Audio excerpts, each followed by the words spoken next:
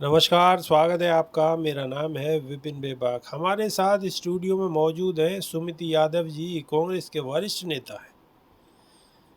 राहुल गांधी झारखंड पहुंचे हैं, तो सुमिति यादव जी से भी कुछ प्रतिक्रिया लेंगे। कुछ राहुल गांधी ने वहां क्या क्या कहा है, क्या क्या बोला है झारखंडियों के सामने, क्या क्या बात रखी है वनवासियों के सामने, वहाँ के जो आदिवासी समाज के लोग हैं उनके लिए उन्होंने क्या क्या कहा है, और उन्हीं सारे विषयों पर हम सुमित यादव जी से भी प्रतिक्रिया लेंगे। तो सुमित यादव जी, स्वागत है आपका।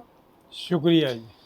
झारखंड की राजधानी रांची में कांग्रेस सांसद और लोकसभा नेता प्रतिपक्ष राहुल गांधी ने संविधान सम्मान सम्मेलन कार्यक्रम को संबोधित किया है। इस दौरान उन्होंने केंद्र की मोदी सरकार पर निशाना साधा है।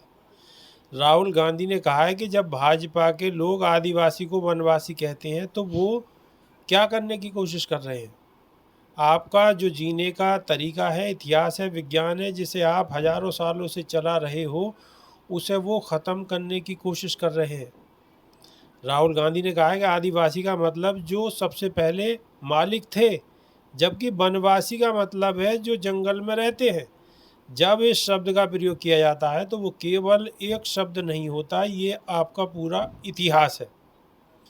तो ये राहुल गांधी क्या कहना चाह रहे हैं सुमित यादव जी, ये इनका जो बयान है ये किस संदर्भ में है और ये क्या कहना चाह रहे हैं, दर्शकों को थोड़ा समझाइए।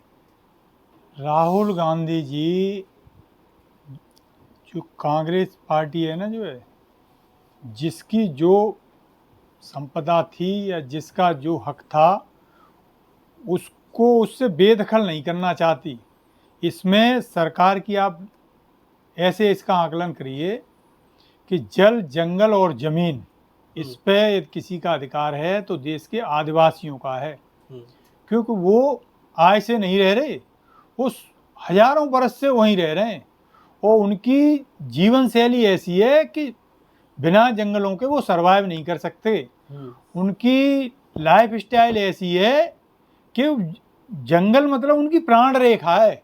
लेकिन अब ये सरकार की नीयत हो गई है खराब। सारे जंगलों को धीरे धीरे ये सरकार जो है अपने कब्जे में लेना चाहती है, आदिवासियों को बेदखल करना चाहती है। तो इसलिए एक ये नया नैरेटिव सेट कर रहे हैं कि भाई आदिवासी नहीं हो आप, वनवासी हो। देखिए आप, मतलब क्या यदि मतलब विडम्बना वाली बात है जो है। मतलब जो वो कनेक्ट करते हैं ना अपनी पूरी, उससे उनके पीछे एक जो विरासत रही है वो शब्द उससे कनेक्ट करता है, तो उससे डिटैच करने की एक ये साजिश है। इनके मित्र हैं, उनको जगह जगह इन्होंने खनन के ठेके दे दिए हैं, तो इनकी नीयत खराब हो गई है। ये चाह रहे हैं कि ये वनवासी धीरे धीरे जो है कह के इनको, जो आदिवासी हैं इनको वनवासी कहने लगे, तो ये धीरे धीरे वहाँ से जो है, हाँ, धीरे धीरे इन्हें यहाँ से निष्कासित कर दिया जाए और हमारे मित्र का जो है इन खदानों पर कब्जा हो जाए। तो मोदी जी ये कदापि नहीं होने देंगे। ठीक है, ठीक है। और आगे राहुल गांधी क्या कहते हैं ये भी आपको बता देते हैं। आगे राहुल गांधी कह रहे हैं कि हिंदुस्तान की शिक्षा व्यवस्था में मैं पढ़ा हूँ, आदिवासियों के बारे में मैं केवल 10 से 15 लाइनें ही हमें मिलेंगी। इनका इतिहास क्या है, जीने का तरीका क्या है, उसके बारे में कुछ नहीं लिखा।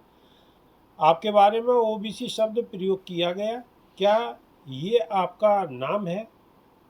किसने कहा आप पिछड़े हो? आपका जो हक है वो आपको नहीं दिया जाना, नहीं दिया जाता। जिन लोगों ने इस देश को बनाया है, किसान, मजदूर, बढ़ई, नाई, मोची का इतिहास कहाँ है?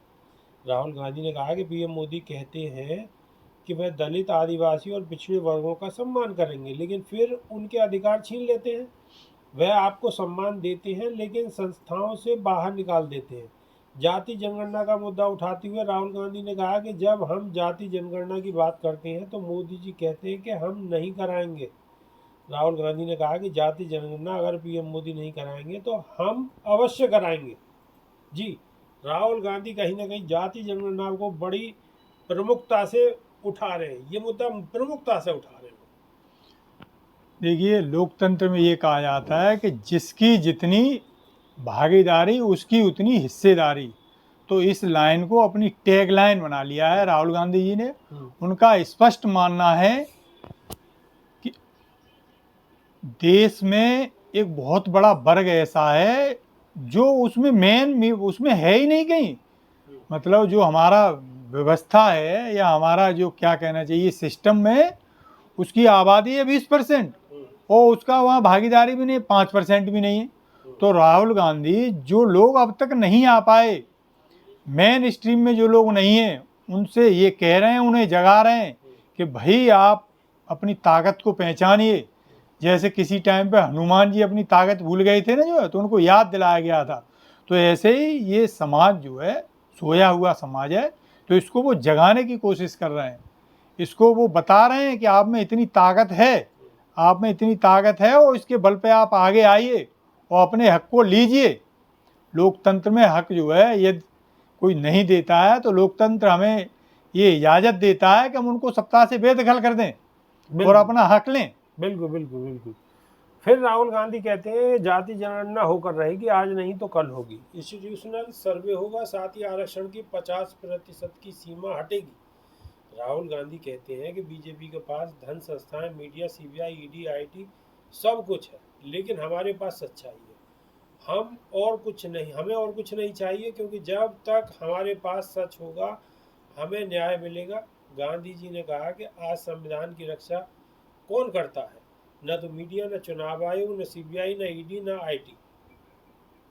कोई मतलब नहीं, क्योंकि इन सभी का नियंत्रण बीजेपी के पास है। राहुल गांधी ने कहा कि देश के 90% लोगों के अधिकार खत्म करने की कोशिश हो रही है।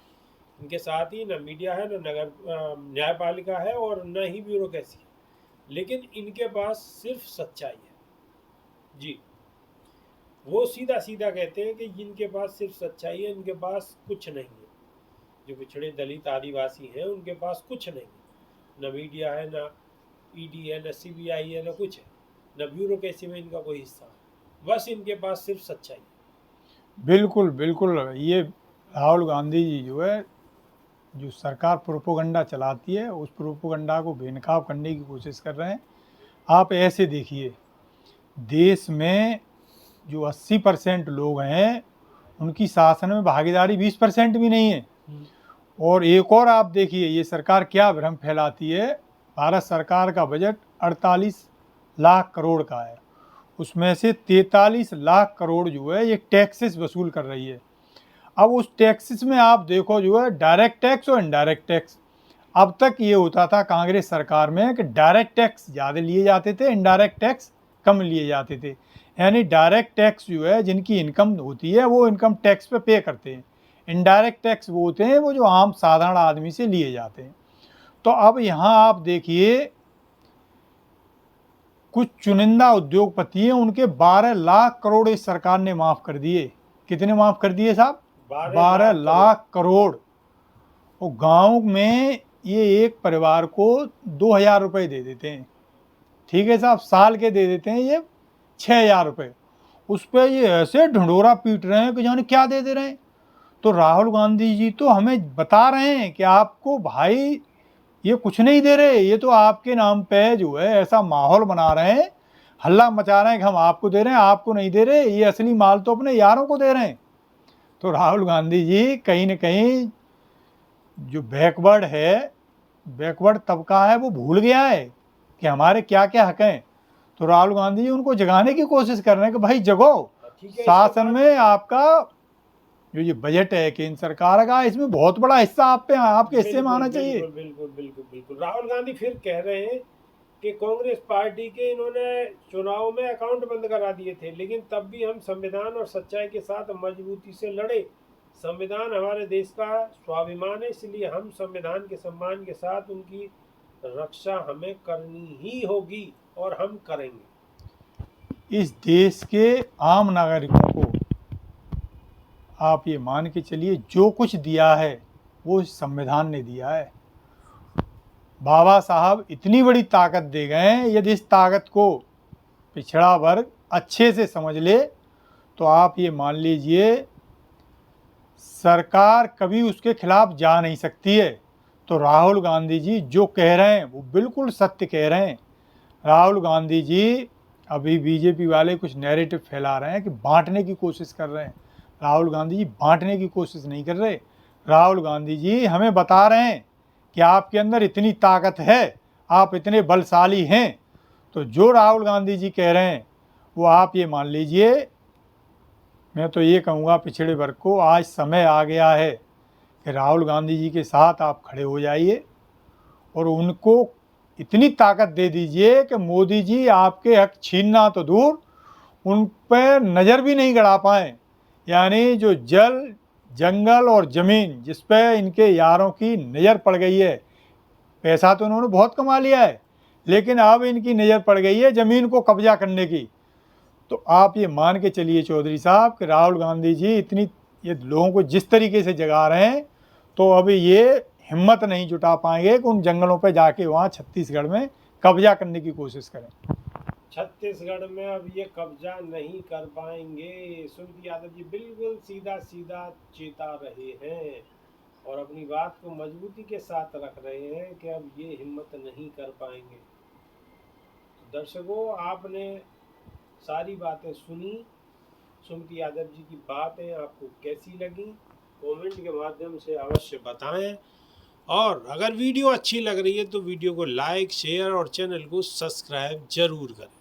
फिर मिलते हैं नई वीडियो में। बहुत बहुत शुक्रिया, धन्यवाद, नमस्कार। शुक्रिया विपिन जी।